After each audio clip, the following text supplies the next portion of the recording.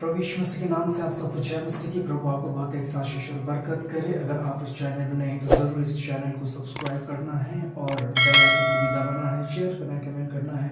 अगर कोई भी क्वेश्चन हो आपके इस वीडियो के माध्यम से कोई भी क्वेश्चन हो, सवाल हो, तो आप जरूर आप कर सकते हैं। तो मैं ज़्यादा समय ना आपका लेता हुआ कुछ समय में प्रभु के वचन की और मैं प्रभु का वचन की ओर बढ़ना चाहूँगा। प्लीज़ आपने स्किप नहीं करना है, ना ही भागना है, क्योंकि ये प्रभु का वचन आपके लिए, हम सब के लिए बहुत ही आशीष का कारण होने वाला है।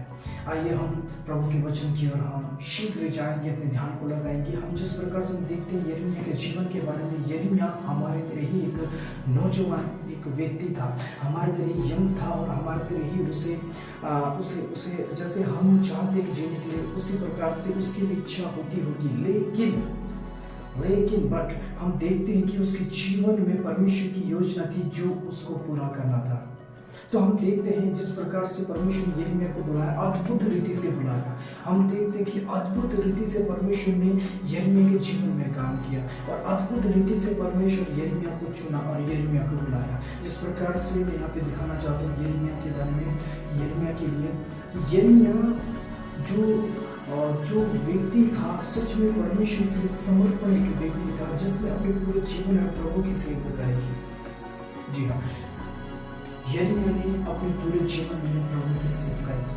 यस, हम देखते हैं कोई भी परेशानी आए, कोई भी मुश्किलें आए, कोई भी कठिनाइयां आई, लेकिन उन सारे में जो यिर्मयाह जो था वो वफादार था, प्रभु के प्रति वफादार था।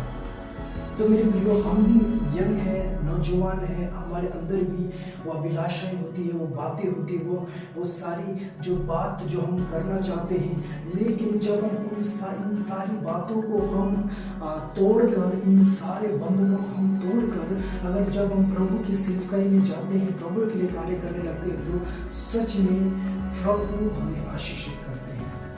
तो हम देखते हैं कि यिर्मयाह को परमेश्वर ने बुलाया।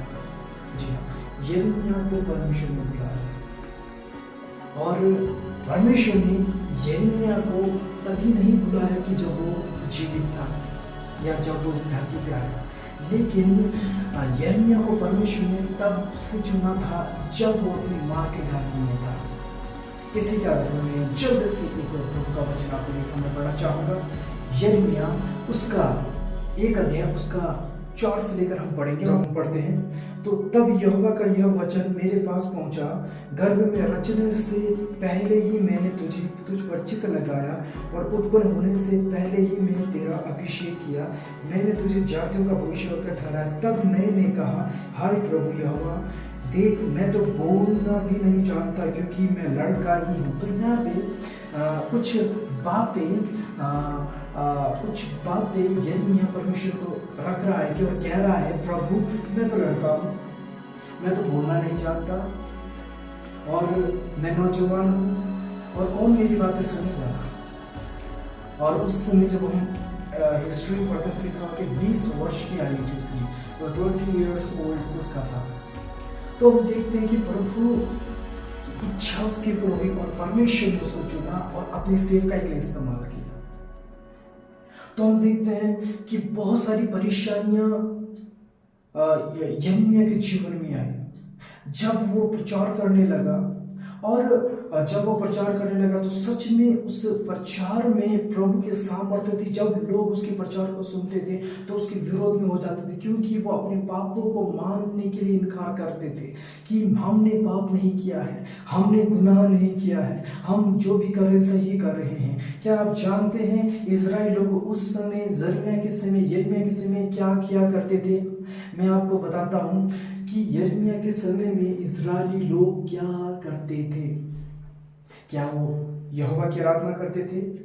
क्या वो मंदिर में जाकर प्रभु की महिमा करते थे या अपने जीवन को प्रभु में आगे बढ़ाते थे? क्या ये सारी बातें करते थे वो? हम देखेंगे कि इन सारी बातों में से इजराइल लोग कुछ भी नहीं करते थे। इन सब को हटाकर हम देखते हैं कि वो बाल देवी देवताओं की आराधना किया करते थे। बाल देवी देवताओं की आराधना।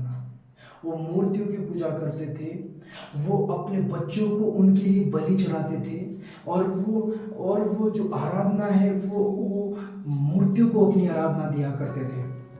और इन सारी बातों को अगर हम देखते हैं पीछे की ओर, हम देखते हैं जब परमेश्वर ने इजरायलियों को चुना और अपनी सेवकाई के लिए इस्तेमाल किया, तो किस प्रकार से परमेश्वर ने उनकी सुरक्षा की, उनको खाना दिया, उनको सब कुछ प्रदान किया। लेकिन अब हम देखते हैं कि किस प्रकार से इजरायली जो लोग हैं वो बाल देवी देवताओं की आराधना करने लगे हैं, बाल देवी देवता की पूजा कर रहे हैं। तो ये सच में ही बहुत ही दुखित बात इजरायलियों के जीवन में थी कि वो परमेश्वर को छोड़कर वो गलत देवी देवता की ओर अपने ध्यान को लगा रहे थे। तो इन सारी बातों को खंडन करने के लिए, इन सारी बातों को से उनको छुड़ाने के लिए परमेश्वर ने यिर्मयाह को चुना, ताकि वो जाकर उनको प्रचार कर सके, उन्हें मन फिराव का अवसर दे और उन्हें सच्चे परमेश्वर की आराधना के लिए, सच्चे परमेश्वर की महिमा के लिए वो फिर से फिरे करके। इसलिए परमेश्वर ने यिर्मयाह को चुना था जब वो माँ के गर्भ में था। यस, उसके बाद हम देखते हैं क्या लोगों ने, क्या इजरायलियों ने, क्या यहूदियों ने प्रभु की वचनों को सुना? जवाब है नहीं। वो यिर्मयाह के विरोध में आ गए, यिर्मयाह के मारने के धुन में। एवं जिस देश में वो था, अनातोत करके देश में, वो सारे लोग इकट्ठा हुए उसको मारने के लिए। एवं लास्ट में उन्होंने एक दलदल में उसको फेंक दिया ताकि वो क्या हो जाए, मर जाए। लेकिन एक व्यक्ति के कारण वो निकला। उसके बाद हम देखते उसको कैद में रखा गया, बहुत सारी ताड़ना दी गई, बहुत सारे विरोध उसके जीवन में आए, बहुत सारे लोगों ने उसके विरोध किया क्योंकि वो सच्चे प्रभु की आराधना कर रहा था। उसके बाद हम लास्ट में देखते हैं जब बेबीलोन में, जब इजराइल के ऊपर, यहूदियों के यरूशलेम के ऊपर हमला किया, तब तक भी जो यिर्मयाह जो था वो बंदीगृह में था, और तब तक भी वो बंदीगृह में था, तो ताकि सच्चे परमेश्वर की जो आराधना है, सच्चे प्रभु की जो वचन है वो सुनना नहीं चाहते थे। तो हम जिस प्रकार से हम देखा कि यिर्मयाह को परमेश्वर ने इसलिए चुना था कि वो लोगों को जाकर सुसमाचार सुनाए, सच्चे प्रभु की बातों को बताए, ताकि वो फिर से लौट आए। उसी प्रकार से हमारा भी काम है कि हम लोगों के बीच में जाए और उनको भी हम सुसमाचार सुनाए, ताकि जो कोई उस पर विश्वास करे नाश ना प्राप्त होना जीवन पाए। Thank you so much. आपने इस वचन को सुना, प्रभु आपको बहुत अच्छा आशीष करे। आमीन।